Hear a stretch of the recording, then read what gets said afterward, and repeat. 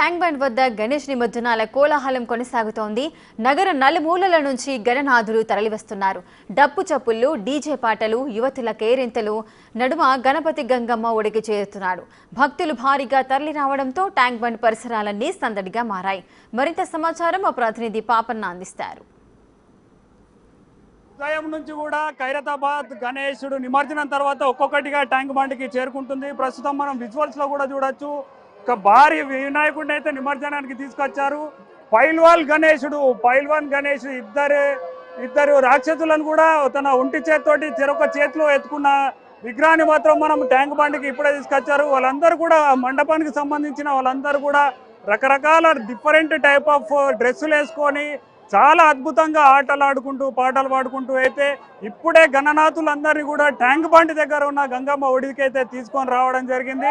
ఒక్కొక్కటిగా కదులుతున్న ఈ విగ్రహాలన్నింటినీ కూడా ఇక్కడికి ట్యాంక్ బండ్ దగ్గర తీసుకొచ్చారు. ఇప్పుడే ట్యాంక్ బండ్ ట్రైన్ నెంబర్ 4-5 దగ్గరనైతే మనం భారీ ఎత్తున విగ్రహాలు తీసుకురావచ్చు. ఇక్కడ అంటే ఇంతకు ముందు ఎప్పుడైనా వచ్చారా? ఇదే ఫస్ట్ టైం వచ్చాము. చూడడానికి చాలా బాగుంది.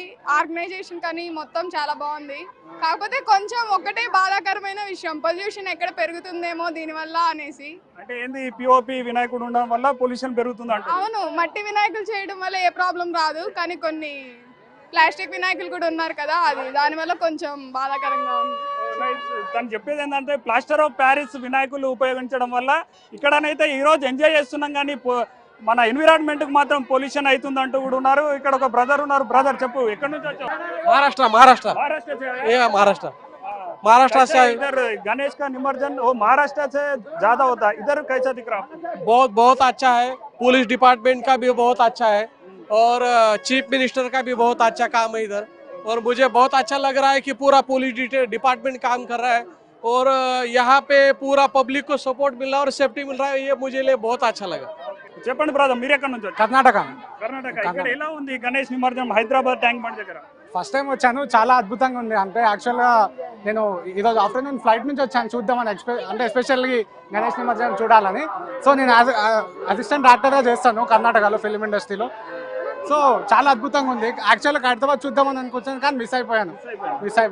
ఓకే, చూస్తున్నాం కదా, ఒక్క స్టేట్ నుంచి కాదు రకరకాల స్టేట్ల నుంచి కూడా వచ్చారు. మహారాష్ట్ర, కర్ణాటక, ఆంధ్ర నుంచి కూడా ప్రత్యేకంగా ట్యాంక్ బండ్ మీద ఉన్న విగ్రహాలను చూసుకోవడానికి వచ్చారు. చెప్పండి అమ్మా మీరు. ఇది చాలా బాగా ఆర్గనైజ్ చేశారు, కానీ పొల్యూషన్ ఎక్కువ అవుతుంది. ఓకే, అది ఇక్కడ ఉన్న చిన్న పిల్లలు యువకులందరూ కూడా పొల్యూషన్ మీద మెయిన్ గా కన్సర్న్ అయితే చేశారు. వచ్చే సంవత్సరం అయినా కూడా ఈ ప్లాస్టర్ ఆఫ్ ప్యారిస్ విగ్రహాలను తగ్గించి మట్టి వినాయకులు వాడాలంటూ కూడా ఈ యువకులు చిన్నపిల్లలు మెయిన్ గా చెప్తున్నారు. కాబట్టి వచ్చే సంవత్సరం పెట్టే గణేష్ మండపాలు నిర్వహించే వాళ్ళందరూ కూడా దీన్ని ప్రత్యేకంగా వాళ్ళు తీసుకోవాలి. పాయింట్, ప్లాస్టర్ ఆఫ్ ప్యారిస్ వినాయకులను తగ్గించాలి, మట్టి గణపతులను నిర్మించాలి. అదేవిధంగా ప్రకృతిని, పర్యావరణాన్ని కాపాడుకోవాలి. ప్రకృతి మంచుకుంటేనే మనం మంచుకుంటామన్న విషయాన్ని కూడా అందరూ తెలుసుకోవాలంటూ కూడా పిల్లలు చెప్పడం చాలా సంతోషకరమైన విషయం. వీడియో జర్నలిస్టు కృష్ణతో ముగ్గుల Papanna, big TV, tank bund నుండి.